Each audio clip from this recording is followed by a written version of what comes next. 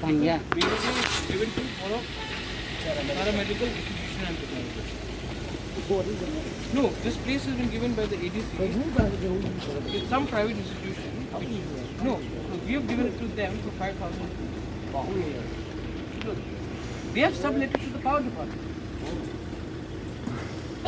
I have a lot to look at there. No, but how can बड़ा कहाँ? वही है ना? वही भाड़ा है क्या? Can I see the other side? उधर लोग करेंगे. आपको गाड़ी नहीं करूँगा. ये पहले सामने हो. हाँ. तो खेरिंग बार का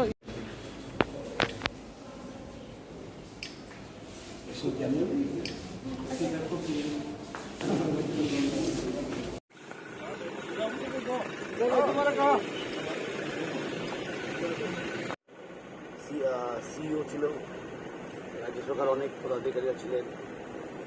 কোভিড অতিমারীকে কীভাবে মোকাবেলা করা যায়, বিশেষ করে জনজাতি এরিয়াতে ইন্ডিজিনিয়াস পিপল যেখানে থাকে, ত্রিপুরা যেখানে থাকে, সেখানে কীভাবে সেটাকে মোকাবেলা করা যায়। কারণ আমাদের যা তথ্য যা আছে মোটামুটি আমার তথ্য আমি চেয়েছি, দেখা যাচ্ছে যে যেখানে আমাদের ত্রিপুরা থাকে সেখানে টেস্ট হচ্ছে না ঠিকমতো, টেস্টের জন্য মানুষ আসছে না। সরকারে টেস্ট করতে গেলেও মানুষ বের হয়ে আসছে না বাড়ি থেকে, আর ভ্যাকসিনেশনও ঠিকমতো করতে চাইছে না মানুষ। সুতরাং এই জন্য রাজ্য সরকার এবং এডিসি মিলে, কারণ এই অতিমারির সময় সব একসঙ্গে মিলে কাজ করতে হয়। মানুষের প্রাণটাই সবচেয়ে বড় না, সবচেয়ে বড় জিনিস। রাজনীতি, অর্থনীতি সব নীতি পরে হবে, আগে মানুষের প্রাণ বাঁচানোর নীতিটা প্রথম করা দরকার। তাই আমরা আজকে রাজ্য সরকার থেকে এসেছি, আমি এসেছি, ট্রাইবাল ওয়েলফেয়ার মিনিস্টার এসেছি, আমরা ভালো আলাপ করেছি কী কী লাগে এডিসিতে। আমরা যথাসম্ভব সাহায্য করতে চেষ্টা করবো এডিসিকে, বিশেষ করে এই ব্যাপারে এই যে প্যান্ডেমিক অতিমারিকে কীভাবে মোকাবেলা করা যায়। রাজ্য সরকার এবং এডিসি মিলে, মানুষ তো একই, রাজ্য সরকার আর এডিসির মানুষ কিন্তু একই, এই রাজ্যের মানুষ তো এক না, ত্রিপুরা তো এক। রাজ্য সরকারের দায়িত্ব আছে, এডিসিরও দায়িত্ব আছে রক্ষা করার জন্য।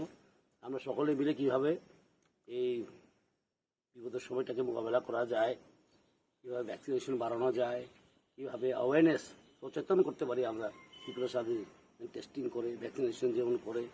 এবং আমি আবেদন রাখছি আপনাদের মাধ্যমে লোকজনকে, সিএম আছে আমার সঙ্গে, কমলকলা ইএমও আছেন, আমরা সকলে আবেদন রাখি, টেস্টিং করুন, ভ্যাকসিনেশন নিন, অসুবিধা হলে যোগাযোগ করার নম্বর আমরা দেব, সেখানে যোগাযোগ করুন।